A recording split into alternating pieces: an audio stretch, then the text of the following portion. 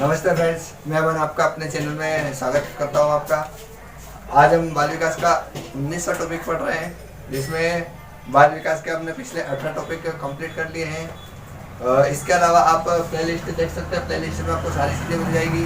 अभी हम यहाँ पर एक जो बालक रहता है वह किस प्रकार से सोचता है और जो भी सीखना रहता है वह किस प्रकार से सीखता है, ये जानेंगे हम। यह टॉपिक का नाम है कि सोचना एवं सीखना। ठीक है, हम पहली बार से सबसे पहले समझेंगे कि यहाँ पर एक थ्योरी दी हुई है और उसके बाद में क्रम किस प्रकार से क्रम चलता है एक सोचने का और फिर सीखना देखेंगे। अभी सबसे पहले हम अगर सोचना देखते हैं तो लिखा है कि सोचना एक उच्च प्रकार की मानसिक प्रक्रिया है। ठीक है, अक्सर प्रश्न में पूछते हैं कि कौन सी प्रक्रिया है, शारीरिक प्रक्रिया है, संवेगात्मक है या फिर इंद्रियजनिक है, जो भी है। तो यहाँ पर हम देखेंगे जो हम सोचते हैं वह एक उच्च प्रकार की मानसिक प्रक्रिया होती है। ठीक है, मस्तिष्क के आधार पर। इसके अलावा जो ज्ञान को संगठित करने में महत्वपूर्ण भूमिका निभाती है। जब आप कुछ सीखते हैं, ठीक है, जैसे कि मान लीजिए एक क्लास है आपकी और क्लास में आपको थोड़ी देर के लिए पर्यावरण के बारे में पढ़ा रहे हैं। ठीक है, तो पर्यावरण में आपका एक टॉपिक दिया गया है कि मिट्टी, जल और वायु, इन तीनों का अगर आपको सोचने का बोलेंगे तो आप एक मस्तिष्क प्रकार से सोचेंगे, दिमाग से ही सोचेंगे। इसके अलावा जो ज्ञान आप ग्रहण करेंगे उसको संगठित कर रहे हैं। ठीक है, जैसे कि मान लीजिए यहाँ पर पृथ्वी के बारे में बताया, ठीक है, मिट्टी। इसके अलावा यहाँ पर बताया गया है वायु। इसके अलावा यहाँ पर बताया गया है जल। यहाँ पे तीनों प्रकार के अलग अलग बताए गए। अब आपको संगठित करना है, इसके बारे में हम जानेंगे तो आप उसको संगठित करेंगे और उसमें महत्वपूर्ण भूमिका निभाएंगे। अगले देखेंगे हम इस मानसिक प्रक्रिया में जब आप कुछ सोचते हैं, ठीक है, आपकी मानसिक प्रक्रिया रहती है, उसमें क्या होता है कि स्मृति जो रहती है, ठीक है, आपकी मेमोरी वह भी उपस्थित रहती है। आप प्रत्यक्षकरण के आधार पर सोचते हैं। ठीक है, जैसे ही आपको कुछ भी आपके सामने बताया जाता है तो आप उसी के आधार पर सोचते रहते हैं। इसके अलावा आप अनुमान भी लगाते हैं उसमें, ठीक है, कि ये सही हो सकती है, गलत हो सकती है। अगर आपके सामने कोई चीज़ उपस्थित नहीं होती है तो उस बारे में आप कल्पना करते हैं। ठीक, तो जो भी सारी चीज़ें बताई गई यहाँ पर सभी शामिल होती है सोचने में। इसके अलावा लिखा है कि बालक के सामने अनेक प्रकार की समस्या होती है। ठीक है, हमने समस्या के बारे में पढ़ा है कि जब भी कोई बालक अगर कुछ सीखता है या सोचता है तो वहाँ सबसे पहले समस्या आती है।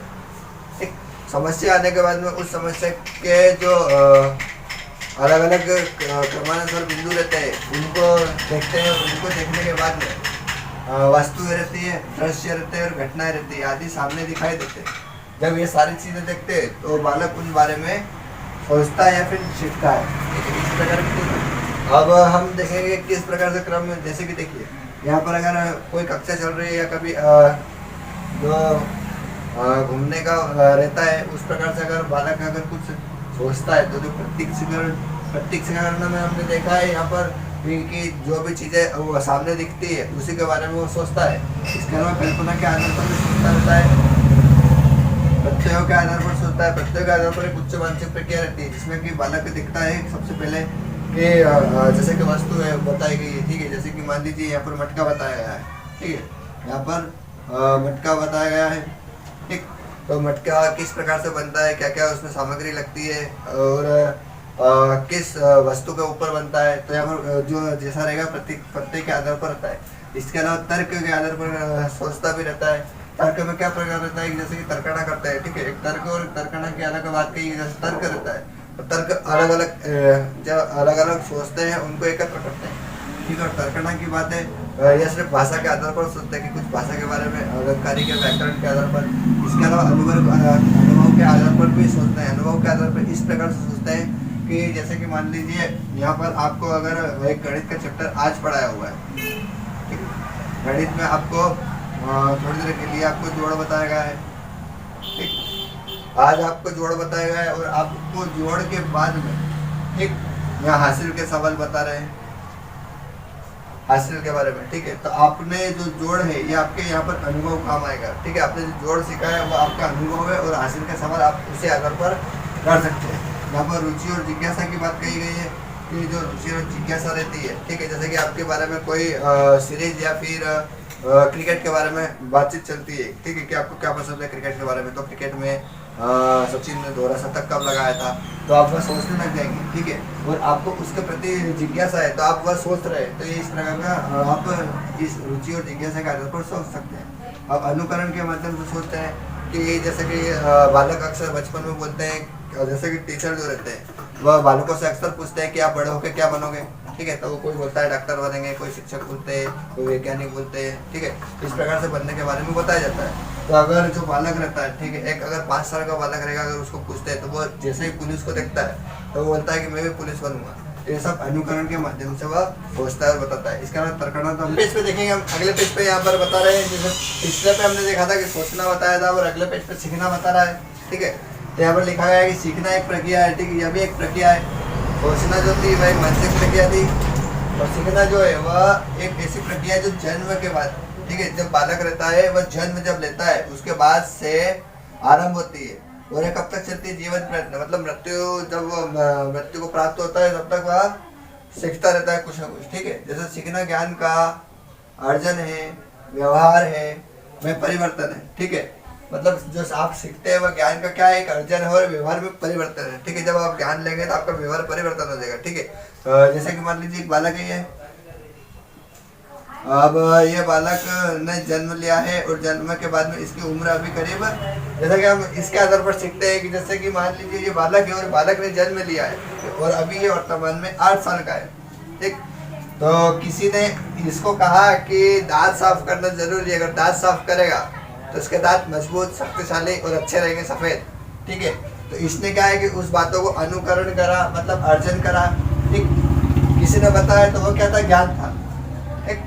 किसी ने ज्ञान दिया दांत साफ करने का तो दांत साफ करने का तरीका देखा तो उसने अर्जन किया, मतलब अर्जन किया तो उसका जो अर्जन करने के बाद में व्यवहार था, जैसे कि पहले वह दांत साफ नहीं करता था परंतु अर्जन करने के बाद में वो दांत साफ करने लगा तो उसका व्यवहार बदल गया। और जब वो दांत साफ करने लगा, ठीक है, जैसे कि मान लीजिए यहाँ पर जन्म से, जैसे कि 4 वर्ष के बच्चे को आपने बोल दिया है कि आपको दांत साफ करना है, तो वह दांत साफ करते करते जब तक वह मृत्यु को प्राप्त नहीं होता है तब तक वो दांत साफ करता है। तो ये एक प्रकार का सीखना होता है, ठीक है। इसके अलावा मैं जैसे कि मान लीजिए हमने सीखने में देखा, सीखने में क्या बताया है आपको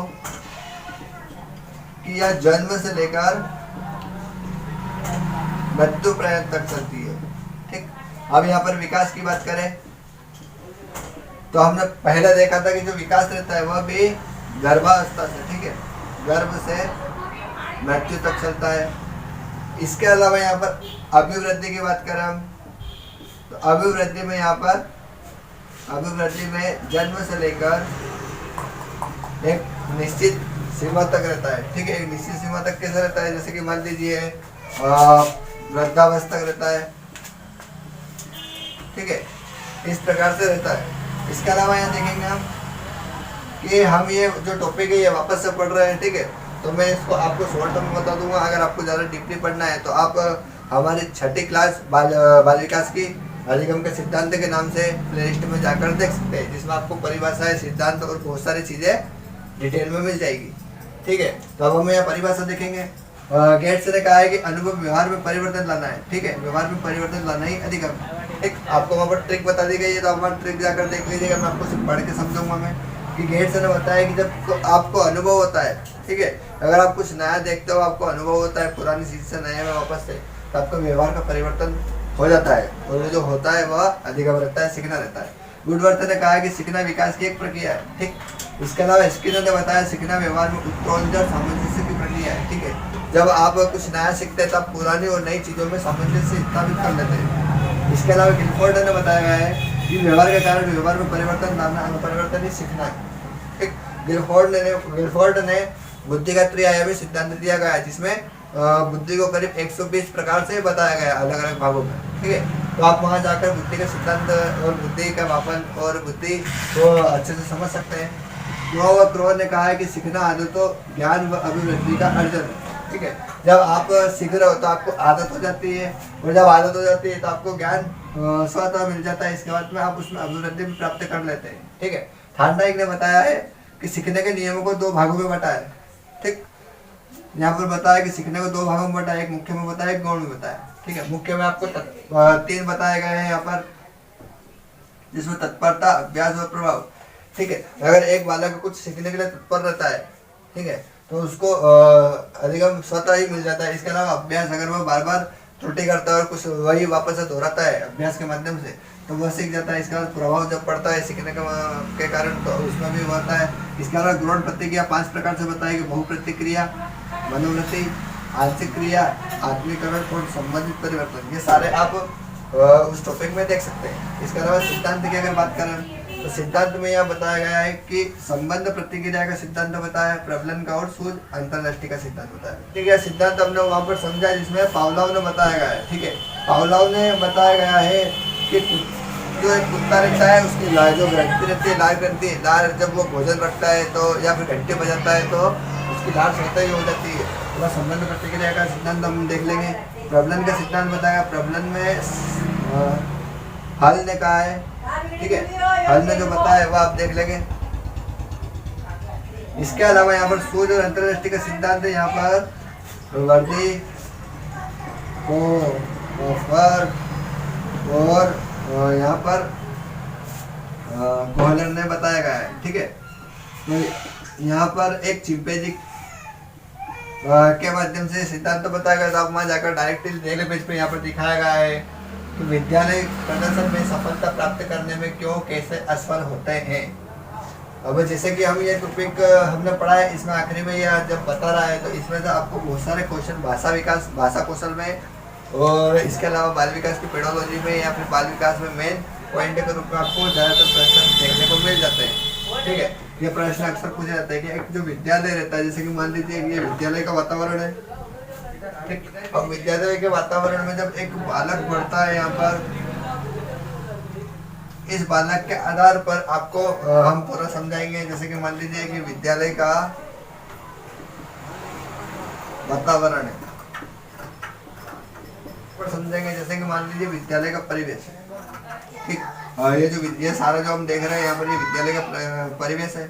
अब ये अगर परिवेश सकारात्मक रूप से बालकों को लाभ पहुंचाता है तो बालक जो सीखता है और सीखने के बाद में उसका मूल्यांकन होता है तो वह सफल होने के सक्सेस चांस रहते हैं। ठीक है, अगर मान लीजिए परिवेश अच्छा नहीं है, ठीक है, जैसे कि बोलचाल की भाषा में या फिर अनुशासन कमजोर है या फिर इस बहुत सारी ऐसी गतिविधियाँ रहती है वह बालकों के अनुरूप नहीं रहती है, तो वहाँ पर भी बालक अक्सर असफल हो जाते हैं। इसके अलावा पारिवारिक माहौल की बात करें तो हमने वातावरण और अनुवांशिक में या फिर सामाजिकरण में हमने पढ़ा हुआ है कि अगर एक बालक का परिवार का माहौल अगर अच्छा रहेगा तो बालक बहुत कुछ सीखता है। परंतु अगर कुछ गतिविधियाँ ऐसी रहती है जैसे कि चोरी रहती है, डकैती रहती है या फिर बहुत सारे कार्य ऐसे रहते हैं जिसमें बालक पलता है या बढ़ता है, तो वहाँ पर पारिवारिक माहौल सफल होने में मुख्य उत्तरदायित्व निभाता है।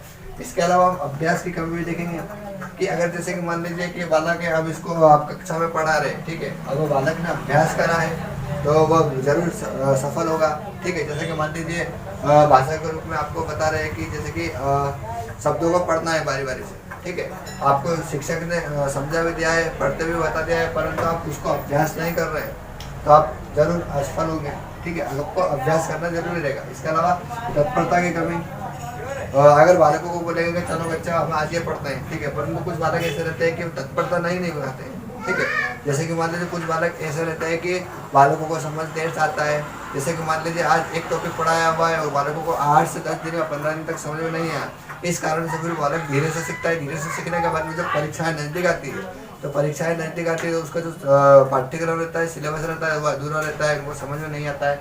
इस आधार पर भी बालक अक्सर असफल हो जाते हैं। इसके बाद में स्वास्थ्य की बात करें, अगर किसी बालक का मानसिक या शारीरिक स्वास्थ्य अगर अच्छा रहेगा तो वहाँ पर जरूर, अगर आप बच्चा कुछ भी स्कूल में पढ़ेगा तो वहाँ पर उसका जो प्रदर्शन रहेगा वो सफलता के रूप में जाएगा। इसके अलावा कुछ शिक्षण विधियाँ रहती है, अगर जैसे कि मान लीजिए बालकों को हम पढ़ाते हैं तो बालकों की जो शिक्षा रहती है वो बाल केंद्रित रहती है और ज़्यादातर जो विधियाँ रहती है वो भी बाल केंद्रित रहती है। अरे क्या हुआ? और जो शिक्षण विधियाँ रहती है और जय श्री राम। अब जो पाठ्यक्रम रहता है, पाठ्यक्रम के अलावा शिक्षण विद्या रहती है वो बालकों के अनुरूप रहती है। अगर बालकों का विपरीत अगर जाती है तो बालक जरूर पढ़ने के मामले में वो असफल जरूर हो जाते हैं।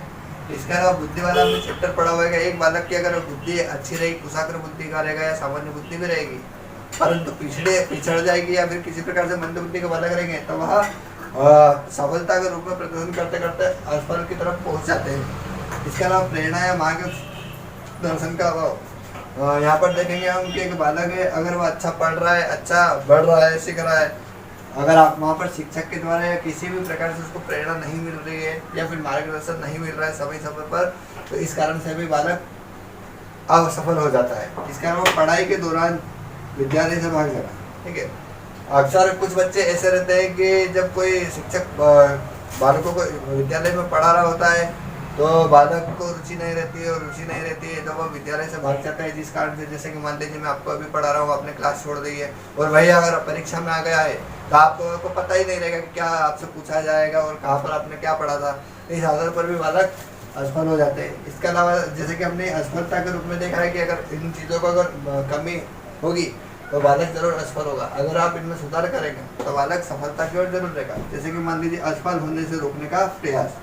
अब जैसे कि मान लीजिए एक बालक, जैसे कि ये बालक है, अब इस बालक को विद्यालय में पढ़ा है और विद्यालय में से घर जाने के बाद में माता पिता हमेशा उसका होमवर्क चेक करेंगे या फिर किसी प्रकार से उसको सहयोग करेंगे, या उसे कुछ आता नहीं है तो उसको आप बताएंगे। उस आधार पर भी समय उत्तरदायित्व, जैसे कि इसको स्कूल पहुंचाना है, स्कूल से लाना है, स्कूल से ले जाना है। ठीक है, अच्छा संस्कार, और जैसे कि जो पाठ्यक्रम रहता है इसके अलावा भी उनको सामान्य ज्ञान देना, इस प्रकार का उत्तरदायित्व भी सफलता प्राप्त करा सकता है। इसके अलावा उच्च अभिप्रेरणा का स्तर, जैसे कि विद्यालय रहता है या फिर परिवार रहता है या समाज रहता है, तो अगर बालकों को कुछ अच्छा सीखने के लिए समय समय पर अभिप्रेरित करेंगे। जैसे कि मान लीजिए कुछ गतिविधियाँ रहती है स्कूल में और वहाँ पर आपको चेयर रेस करवाई जाती है, तो अगर चेयर रेस अगर बालक गिरता है और वह अगली बार से भाग नहीं लेता है तो वहाँ पर आप अभिप्रेरित करते हैं उसको, तो वह भाग लेने के बाद में सफल हो जाता है। तो उसमें कुछ अनुभव रहते हैं, कुछ प्रक्रिया ऐसी रहती है कि वह सीख जाता है। इसके अलावा बालकों में कौशल का विकास होता है। बालक के जो भाषा कौशल रहते हैं तो भाषा कौशल में वह समय समय पर उसका अभ्यास करेगा, समझेगा या सीखेगा, तो उस आधार पर भी बालक सफलता की ओर आगे। हम प्रैक्टिस सेट देख लेंगे प्रश्न का, जिसमें बताया गया है कि सोचना एक क्रिया है। अब निम्न प्रकार की मानसिक प्रक्रिया है, उच्च प्रकार की मानसिक प्रक्रिया है, निम्न एवं उच्च दोनों प्रकार की प्रक्रिया है। तो हम यहाँ उच्च प्रकार की मानसिक प्रक्रिया पर लगा लेंगे, क्योंकि हमने सोचना वाला जो टॉपिक पढ़ा था थ्योरी, उसमें बताया कि सोचना एक प्रकार की उच्च प्रकार की मानसिक क्रिया होती है। अगला प्रश्न देखेंगे हम। अगला प्रश्न हम बताया कि कोई बालक अपने चारों ओर के भौतिक और मनोवैज्ञानिक परिवेश को देखकर सीखता है। यह किस प्रकार की प्रक्रिया है? ठीक है, प्रत्यक्षीकरण की, कल्पना के आधार पर, तर्क के आधार पर या अनुकरण के माध्यम से। ठीक है, तो यहाँ पर अगर आपको मैं एक ट्रिक बता देता हूँ इसमें प्रश्न में, कि अगर मान लीजिए आपको ऐसा प्रश्न पूछा जाए कि देखकर सीख रहा है बालक, तो आप जैसा देखेगा वही वैसा के वैसा सीखेगा। तो वह प्रत्यक्षीकरण, प्रत्यक्ष आधार पर अगर कोई सीख रहा है तो वह देखकर सीख सकता है। इसके अलावा एक परिभाषा दी गई है कि अनुभव द्वारा व्यवहार में रूपांतर लाना ही अधिक गंभीर। ठीक है, गेट्स है, पील, क्रो, वाइगोस्की, इसमें से किसने कथन दिया था? तो यहाँ पर गेट्स ने बताया गया है कि जब गेट्स का मतलब गेट कर लेंगे हम, और गेट करने के बाद में रूपांतर, मतलब अगर अनुभव सीख रहा है और रूपांतर हो रहा है, परिवर्तन हो रहा है, तो इस प्रकार से गेट्स आंसर सही हो जाएगा। अगला, इरफान खिलौनों को तोड़ता है और उसके पुर्जों को देखने के लिए उन्हें अलग अलग कर देता है। ठीक, आप क्या करेंगे? उस पर हमेशा नज़र रखेंगे। ठीक, उसके जिज्ञासु स्वभाव को प्रोत्साहित करेंगे और उसकी ऊर्जा को सही दिशा में संचारित करेंगे। उसे समझाएंगे खिलौनों को तोड़ना नहीं चाहिए। इरफान को खिलौनों से कभी नहीं खेलने देंगे। ठीक, तो देखो खेलने तो देना है हमको, तो ये वाला काट देंगे हम। उसे समझाएंगे खिलौनों को तोड़ना नहीं चाहिए। ठीक, अगला देख लेंगे हम, उस पर हमेशा नज़र रखेंगे। परंतु ये जिज्ञासु जो स्वभाव रहता है उसको आपको प्रोत्साहित करना, और प्रोत्साहित करने के साथ साथ उसकी जो ऊर्जा रहती है उसको सही जगह पर संचारित करना। तो इस प्रकार से हमारा बी वाला आंसर सही हो जाएगा। अगला प्रश्न देखेंगे हम। अगला प्रश्न में बताया कि निम्नलिखित कथनों में विचार कीजिए। ठीक, कथन दिए गए हैं।